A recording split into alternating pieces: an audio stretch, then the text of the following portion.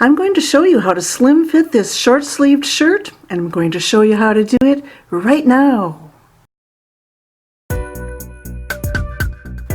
Alter your own clothes and save a bundle. Here's the fast version how, so you can get a quick overview. Detailed version link in the description below.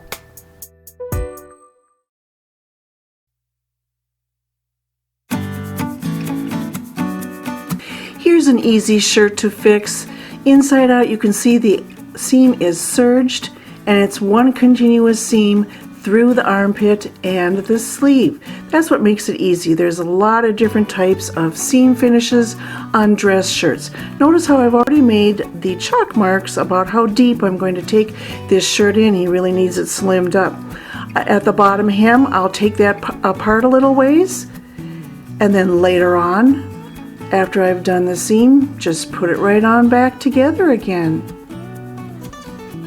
So looking at the chalk marks again, I connected them with a continuous line, pinned, and you can go quite a bit farther through the armpit all the way through the sleeve if you need to. You decide. At any rate, here's the seam all run, quite deep. It's going to look great on him. Go ahead and trim the seam. Put the hem on back together.